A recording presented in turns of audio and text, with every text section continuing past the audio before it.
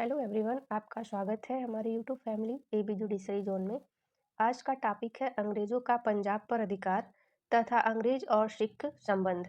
इस वीडियो में आप लोग वही पढ़ेंगे जहां से एग्जाम में क्वेश्चन बने हुए हैं और जो टॉपिक इम्पॉर्टेंट है जहां से हर बार एग्जाम में क्वेश्चन बन जाते हैं। इसके पहले की वीडियो आप लोग प्लेलिस्ट से जाकर के देख सकते हैं। फिर आप लोगों के मन में सिक्वेंस से एक समझ इतिहास की, आधुनिक इतिहास की बन जाएगी। तो आइए देर नहीं करते हुए इस वीडियो की शुरुआत करते हैं। अंग्रेजों का पंजाब पर अधिकार। अब चूंकि पंजाब में जो थे रणजीत सिंह प्रसिद्ध नेता थे, वहाँ के एक तरीके से कह सकते हैं कि शासक थे। तो इनके बारे में कुछ इम्पोर्टेंट फैक्ट जान लेते हैं। इनका जन्म जो हुआ था वो 13 नवंबर 1780 को हुआ था। पिता का नाम था इनका महासिंह, जो कि सुकरचकिया मिसल के मुखिया थे। 25 अप्रैल 1809 को अमृतसर की संधि करते हैं। कौन करते हैं? रणजीत सिंह। ये एग्जाम में क्वेश्चन पूछा हुआ है कि अमृतसर की संधि किसके किसके बीच हुई थी और कब हुई थी। तो आपको डेट याद रखना है 25 अप्रैल 1809 को। और किसके किसके बीच हुई थी? तो ब्रिटिश ईस्ट इंडिया कंपनी का नेतृत्व कर रहे थे चार्ल्स मेटकाफ, और इधर से पंजाबी जो थे वो रणजीत सिंह थे। तो किसके किसके बीच हुई थी? चार्ल्स मेटकाफ और महाराणा रणजीत सिंह के बीच में अमृतसर की संधि हुई थी। और उस समय जो गवर्नर जनरल था भारत का, वो था लॉर्ड मिंटो। तो ये चीज़ आप लोग याद रखिएगा, पूछा हुआ एग्जाम में कि अमृतसर की संधि के दौरान भारत का गवर्नर जनरल कौन था? तो लॉर्ड मिंटो प्रथम था। अब इस संधि में होता क्या है कि इस संधि में जो सतलज नदी है हिमाचल और पंजाब के रास्ते से गई हुई है भारत को डिवाइड करते हुए, तो उसको एक बॉर्डर बना दिया जाता है कि सतलुज नदी जो है उसके ऊपरी वाला हिस्सा यानी उत्तर दिशा में महाराणा रणजीत सिंह का शासन रहेगा और उसके दक्षिण दिशा में अंग्रेजों का शासन रहेगा, और कोई भी एक दूसरे का के क्षेत्र में घुसने का प्रयास नहीं करेगा। तो यही इस संधि में होता है। अब सतलज नदी के ऊपरी हिस्से में विस्तार करने के क्रम में जो महाराणा रणजीत सिंह रहते हैं वो 1818 ईस्वी में मुल्तान को जीतते हैं। फिर 1819 में कश्मीर को और 1834 में पेशावर को जीत लेते हैं।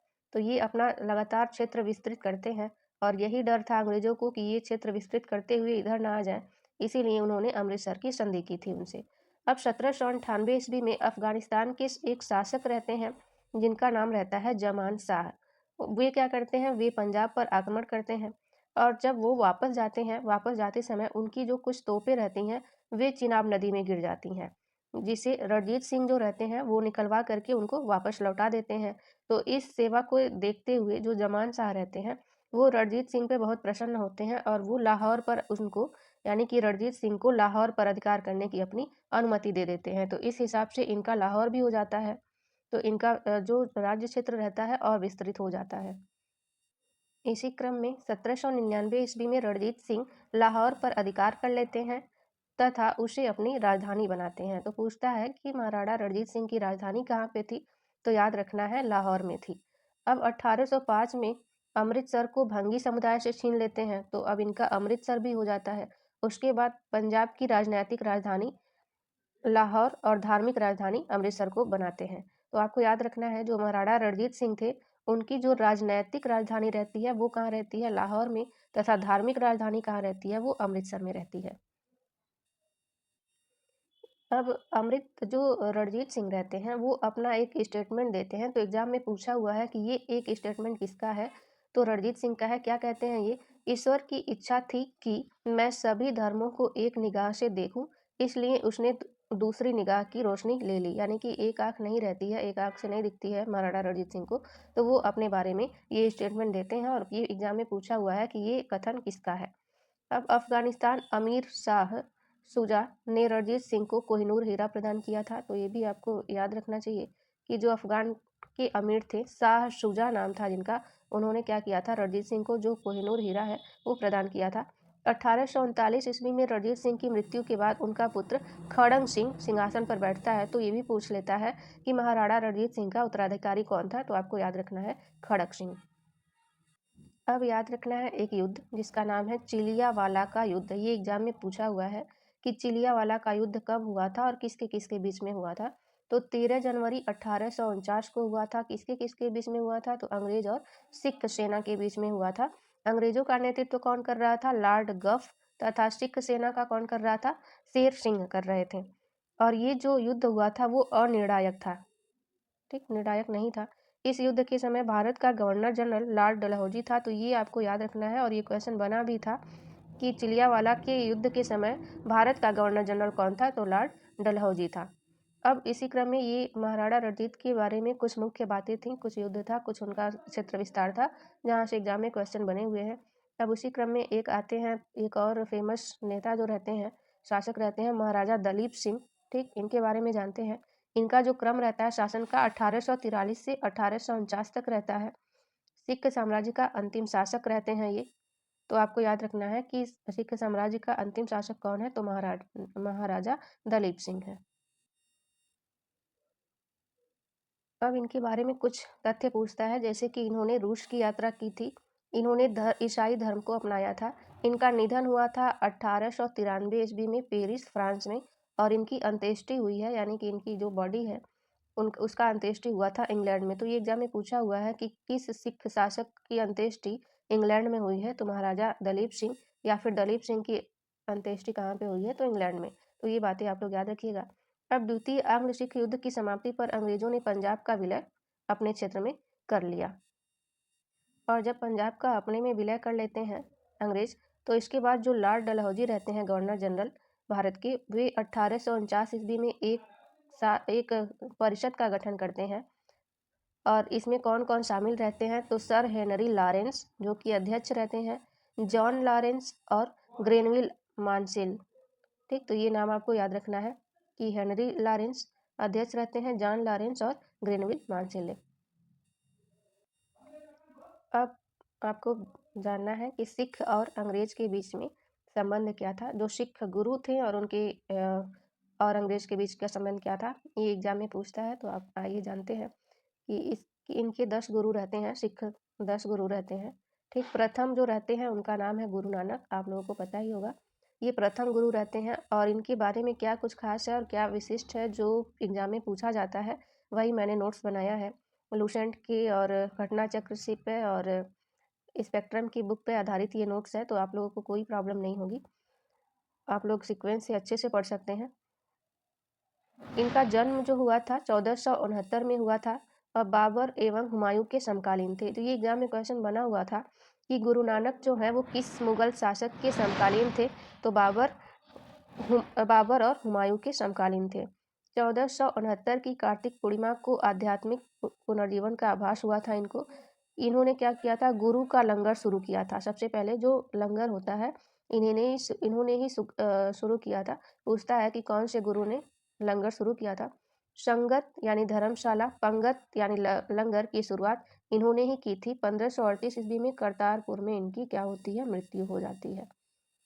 तो यहाँ से मेन क्या याद रखना है कि ये किसके समकालीन थे, इन्होंने कौन सी व्यवस्था शुरू की थी, तो गुरु का लंगर, संगत और पंगत यानी धर्मशाला और लंगर की शुरुआत इन्होंने की थी। अब दूसरे गुरु आते हैं इनकी मृत्यु के बाद 1538 से दूसरे गुरु आते हैं, उनका नाम रहता है गुरु अंगद, ठीक। और इनका जो क्रम रहता है शासन का यानी कि काम करने का 1539 से लेकर 52 तक रहता है। अब लंगर व्यवस्था को अस्थायी बना देते हैं ये और गुरुमुखी लिपि का आरंभ करते हैं। तो सबसे ज़्यादा क्वेश्चन यही बना हुआ है कि गुरुमुखी लिपि का आरंभ किसने किया था, तो गुरु अंगद ने किया था। कौन से गुरु थे, तो दूसरे गुरु थे। अब इनके बारे में यही याद रखना था। अब उसके बाद आ जाते हैं अमरदास, जिनका क्रम रहता है 1552 से लेके 1574 ईस्वी तक। अब ये क्या करते हैं, हिंदुओं से अलग विवाह पद्धति लवन शुरू किया था। तो आपको ये याद रखना है, गुरु अमरदास क्या शुरू किए थे, तो लंबन जो विवाह एक पद्धति थी लवन उसकी शुरुआत की थी। तो ये तीसरे गुरु थे, गुरु अमरदास। आगे चलते हैं। अब जो गुरु अमरदास रहते हैं तीसरे गुरु, उनको अकबर ने गुरुपुत्री बीबी भानी को कई गांव भेंट किए, ठीक। अकबर की एक गुरुपुत्री रहती हैं बीबी भानी, उनको अकबर क्या करते हैं कि कई गांव भेंट कर देते हैं। अब चौथे नंबर पे आते हैं गुरु रामदास, जिनका क्रम रहता है 1574 से 1581 तक। अब बीबी भानी के पति ये रहते हैं गुरु रामदास। अब इन्होंने क्या किया था, तो इन्होंने अमृतसर नामक जलाशय खुदवाया था और अमृतसर नगर की स्थापना की थी। तो बहुत पूछता है कि अमृतसर नगर की स्थापना किसने की थी, तो गुरु रामदास ने किया था। गुरु पद को पैतृक बनाया था, कि यानी कि उनके बेटे गुरु होंगे, फिर उनके बेटे गुरु होंगे, तो गुरु पद को पैतृक बना दिया था किसने? गुरु रामदास ने, जो चौथे नंबर के गुरु थे। अब 5वें नंबर पर आते हैं गुरु अर्जुन देव। इनका क्रम रहता है 1581 से 1606। ठीक, इनका कार्य देख लेते हैं। इन्होंने आदि ग्रंथ की रचना की थी, तो ये भी बहुत इंपॉर्टेंट है और एग्जाम में क्वेश्चन बना हुआ है कि आदि ग्रंथ की रचना किसने की थी? तो गुरु अर्जुन देव ने किया था, जो कि 5वें गुरु थे सिखों के। अमृतसर जलाशय के मध्य हरमंदर साहब का निर्माण करवाते हैं। तरन तारण करतारपुर नामक नगर की स्थापना करते हैं तथा मसनद प्रथा, जिसमें ये प्रथा रहती है कि आय का 1/10 भाग गुरु को दिया जाएगा, तो मसनद प्रथा की शुरुआत करते हैं। तो क्या क्या कार्य है इनका? पहले तो आदि ग्रंथ की रचना, ठीक, और फिर जो अमृतसर जलाशय रहता है उसके मध्य में हरमंदर साहब की स्थापना, फिर तरन तारण एवं करतारपुर नामक नगर की स्थापना करते हैं, फिर मसनद नामक प्रथा, जो कि आय का 1/10वां भाग गुरु को देना होता है, इस प्रथा की शुरुआत करते हैं। राजकुमार खुसरो की सहायता करने के कारण जहांगीर ने 1606 ईस्वी में इनको मरवा दिया था। ठीक, तो ये भी पूछता है कि गुरु अर्जुन देव को किसने मरवाया था? तो जहांगीर ने मरवाया था। ठीक, ये आपको याद रखना है। नेक्स्ट गुरु आते हैं 6वें नंबर के गुरु गोविंद सिंह, जिनका क्रम रहता है 1606 से 1645 तक। इन्होंने अकाल तख्त या ईश्वर के सिंहासन का निर्माण किया था, अमृतसर की किलेबंदी की थी। अब नेक्स्ट आते हैं 7वें नंबर पर गुरु हर राय, 1645 से लेकर 61 तक। इनके बारे में कुछ ज़्यादा याद करना है, बस इनका क्रम जानना है। तो याद रखना है कि ये 7वें गुरु थे। कौन? गुरु हर राय। नेक्स्ट आते हैं 8वें गुरु, गुरु हरकिशन, जिनका क्रम रहता है 1661 से 64 तक। और उसके बाद से आते हैं 9वें गुरु, गुरु तेग बहादुर, 1764 से लेकर के 75 तक इनका क्रम रहता है। और इनके साथ क्या होता है कि ये इस्लाम को स्वीकार नहीं करते हैं, इस कारण जो औरंगजेब रहता है उस समय मुगल शासक, वो इनको मरवा देता है। तो आपको याद रखना है कि गुरु तेग बहादुर को किसने मरवाया था? तो औरंगजेब ने मरवा दिया था। अब आ जाते हैं सिखों के 10वें गुरु, जिनका नाम रहता है गुरु गोविंद सिंह। इनका क्रम रहता है 1675 तक से लेकर के 1708 ईस्वी तक। यह अंतिम गुरु रहते हैं। इनका जन्म 1666 ईस्वी में पटना में होता है। तो ये क्वेश्चन एग्जाम में बहुत बार बना हुआ है, बिहार स्पेशल में भी बना हुआ है कि सिखों के कौन से गुरु का जन्म पटना में हुआ था। तो 1666 में पटना में किसका हुआ था? सिखों के 10वें गुरु, गुरु गोविंद सिंह का। सिखों के लिए 5 ककार इन्होंने क्या किया था? जारी किया था, अनुमति दी थी कि हमेशा सिखों के पास 5 चीज़ें होनी चाहिए, जिसमें केश, कंघा, कृपाण, कच्छा और कड़ा रखने की अनुमति दी थी। सभी लोगों के नाम के आगे सिंह जोड़ने के लिए भी कहा था इन्होंने। तो पूछता है कि सिखों के लिए 5 ककार की प्रथा किसने शुरुआत की थी? तो ये किए थे गुरु गोविंद सिंह ने। और इनके पुत्र रहते हैं फतेह सिंह एवं जोरावर सिंह। इनको सरहिंद के मुगल फौजदार जो रहते हैं वजीर खां ने दीवार में चिनवा दिया। ठीक, तो जो गुरु गोविंद सिंह रहते हैं उनके 2 पुत्र फतेह सिंह एवं जोरावर सिंह रहते हैं, जिनको क्या करते हैं? वजीर खां दीवार में चुनवा देते हैं। और ये क्या करते हैं? तो 1699 ईस्वी में खालसा पंथ की शुरुआत करते हैं। तो कई बार ये भी एग्जाम में क्वेश्चन बना हुआ है कि खालसा पंथ की शुरुआत किसने की थी? तो सिखों के 10वें गुरु गुरु गोविंद सिंह ने किया था। अब खालसा पंथ था क्या? तो ये विधिवत दीक्षा प्राप्त अनुयायियों का सामूहिक रूप था, यानी कि जो विधिवत दीक्षा प्राप्त करते किए रहते हैं उन अनुयायियों का एक समूह रहता है, संगठन रहता है, उसी को बोलते हैं खालसा पंथ। अब 1708 ईस्वी में ये नांदेड़, जो कि महाराष्ट्र में है, में इनकी हत्या हो जाती है। और कौन इनकी हत्या करता है? तो गुल खां नामक एक व्यक्ति रहता है जिसने इनकी हत्या कर देता है। अब आज का टॉपिक यहीं पे समाप्त होता है। यदि आप लोगों को वीडियो अच्छा लग रहा है और समझ में आ रहा है तो आप लोग वीडियो को पूरा देखें और चैनल को सब्सक्राइब करें, ताकि अगली वीडियो का नोटिफिकेशन आप लोगों के पास पहुंच जाए। और वीडियो सीक्वेंस से देखें और सभी परीक्षाओं में अच्छा मार्क्स ले आएँ। Thank you for watching.